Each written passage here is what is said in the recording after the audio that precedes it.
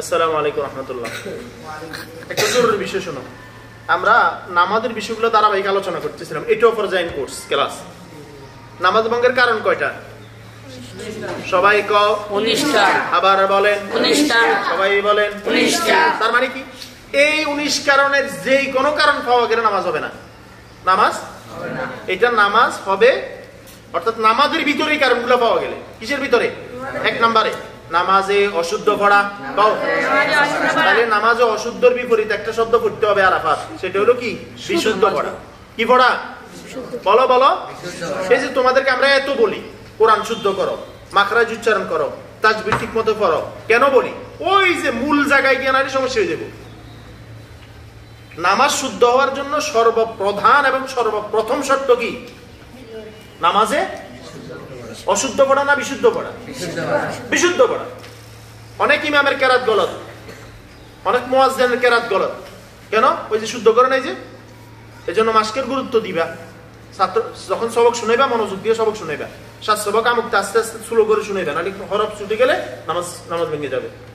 লাহানে জলি যদি হয়ে যায় নামাজ ভেঙে যাবে, খেয়াল রাখতে হবে। কথা বুঝছো নি?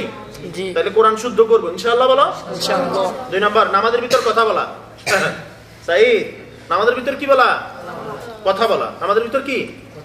কথা বলা। ওই যে আমাদের মুফতি শহীদুর রহমতুল্লাহ আলাইহি একটা ঘটনা বলছিল। এক ব্যক্তি নামাজে আসছে, পিছনে দেখেন জমা শুরু হয়েছে। কি হয়েছে? তো সে আসি বলতেছে যে এই কয় রাকাত গেছে। কারে বলতেছে? নামাজ যে পড়তেছে তারে। সে কয় যে এই কয় দেখো রে না নামাজ পড়িয়ে, দেখো রে না, কথা বলো না, নামাজ পড়িয়ে। আমি কোথায় কইছি? নামাজে। নামাজে। লগে যে কইছে যে তুই জানোস না নামাজে কথা বলে নামাজ ভাঙি যায়। ইমাম সাহেব বলতেছে আলহামদুলিল্লাহ আমি কথা বলি নাই। নামাজ কার কার আছে? বলো। ইমাম সাহেব খুশি হয়ে কি বলতেছে? সাইদ আলহামদুলিল্লাহ আমি কি বলি নাই? কথা বলি নাই। তাহলে নামাজের ভিতর কি বলা? এবার আসে যে তোমরা নামাজের ভিতর কথা বলো, এটা তোমাদের মাসালা। বুড়ারা কথা কয় না, হুজুরের কথা কয়। এই তোমরা নামাজের ভিতরে দুষ্টামি করো। নামাজ আছে? এই কথা বলো, নামাজ আছে? কেন নামাজের ভিতর কি খুশাখুশি, কুতাকুতি, ধাক্কাধাক্কি কেন রে ভাই? নামাজ ভাঙার কারণ এটা, নামাজের ভিতর কথা বলা। কথা বলে নামাজ ভাঙিয়ে যাবো। তুমি এত কষ্ট করে নামাজ পড়তেছো ভাঙ্গার লাগিয়া? তুমি একটা ডিম এরে, তোমার আমি 2টা ডিম আনতে দিই, 4টা ডিম যদি তুমি কিনো, কি পরিমাণ যত্ন করে বাসায় নাও। যদি ভাঙ্গি যায় মা বকা দিব, যদি ভাঙ্গি যায় টাকা নষ্ট হইব। তাহলে তুমি এত কষ্ট করে উজু করে মসজিদে নামাজটা পড়তেছো, নামাজ কেন ভাঙিয়ে ফেলতেছো? কথা বলে খেয়াল রাখা। 3 নম্বর কোন লোককে কি দেওয়া? সালাম দেওয়া। নামাজে আছে, বড় দূর আছে, কেমনি সালাম না দিয়ে আসসালামু আলাইকুম, নামাজ শেষ। নামাজ আসেনি? কোন লোককে কি দেওয়া? 4 নম্বর সালামের উত্তর দেওয়া। তুমি মনে করো আমি সালাম দিলাম, একজনের তুমি সালাম দিচ্ছ, এই চিন্তা করছে বাবুরে সালামের জবাব দেওয়া কি ওয়াজিব। সে ওয়ালাইকুম সালাম বলছে, নামাজ থাকবে নি? নাই, গেছে। শব্দ করা কি বলো কি নামাজে? তোমরা যেটা করো গেছে, শেষ। নাই, নামাজ কি গেছে, শেষ। বিনা ওজরে কাশা, এরো কি রো, এটা তারাবির সময় বেশি হয়। তারাবির সময় মুসল্লির পিছন থেকে কি কয়? এটার ডিটেইলস জানো নি? ডিটেইলস মানে হুজুর। কি ডিটেইলস মানে? কি হুজুর আমার দুরূদ শরীফ, আমার তাশাহুদ দুরূদ শরীফ দোয়া মাসুরের সামনে শেষ হয় না কা? আমনের মানে আপনি কি ভুলে গেছেন নি? সালাম ফিরান না। হুজুর রে গ্রিন সিগন্যাল দিতে নিজের রেড সিগন্যাল জ্বলে গেছে। বিনা ওজরে নামাজ গেছে নি? আর আরেকটা রোগ আছে, কেউ কাশি দিচ্ছে কোনো কারণে। এবার সবাই ওই কোণা থেকে সবাই সবাই কি সবাই শেষ, সবাই নামাজ শেষ। এই জন্য বিনা ওজরে কাশা, এটা নামাজে বিনা ওজরে কাশা কি নামাজ ভাঙ্গার? এটা তারাবির সময় বেশি হয়। আর একজনে কাশি দিলে, আরে বেটার গলায় সমস্যা আছে, তোমার সমস্যা আছে, তুমি কাশি দিতেছো কেন?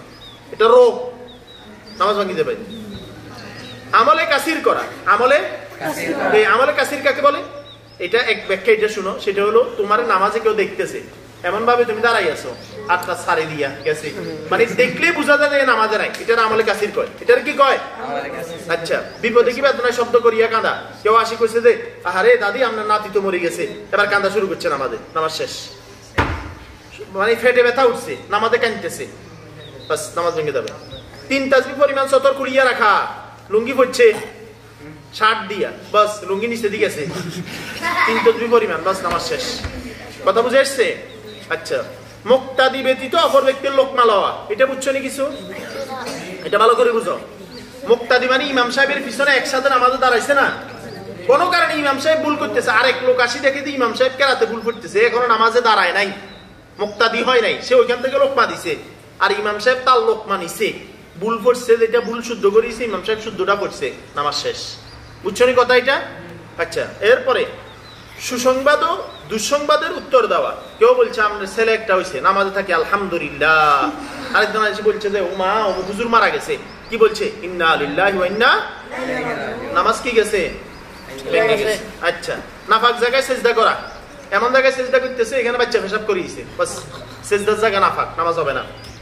কেবলার দিক হইতে সিনা ঘুরিয়ে যাওয়া, ছাত্র ভাইরা এটা মনে রাখেন, নামাজ পড়তেছে কেবলা কোন দিকে? পশ্চিম দিকে না, এভাবে ফিরে গেছে সিনা, সিনা মানে বুক, নামাজ হবে না, মনে রাখবেন। নামাজে কোরআন শরীফ দেখিয়ে পড়া, ওই কোরআন শরীফ দেখে পড়তেছে নামাজে, এটা নামাজে কোরআন শরীফ দেখে পড়লে কি হবে? কথা বলো, মোবাইলে দেখতেছে, নামাজ ভেঙে যাবে।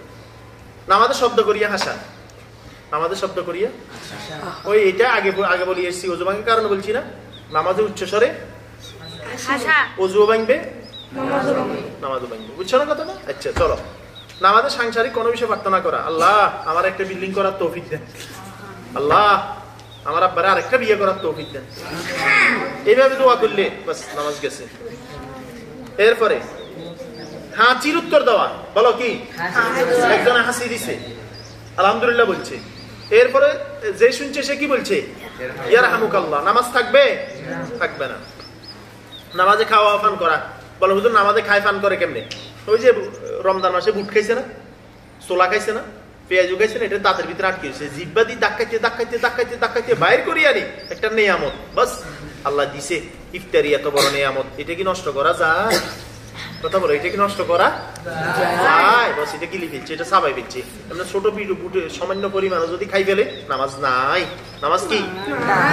আর দেখবে মানে দাঁতের ভিতরে কিছু আটকিলে জিহ্বা দাঁত এটারে কি দেয় না শান্তি, গুতাই গুতাই ধাক্কাই ধাক্কাইটা বাইর করে, এটা ফালায় না, খাই ফেলে, বাস নামাজ শেষ। ইমামের আগে মুক্তাদি, এটা বুঝছো নি? এটা কে বলতে পারবে আমারে? বুঝাই দাও সেটা কি মানে, কেমনে, কি, এটা কি?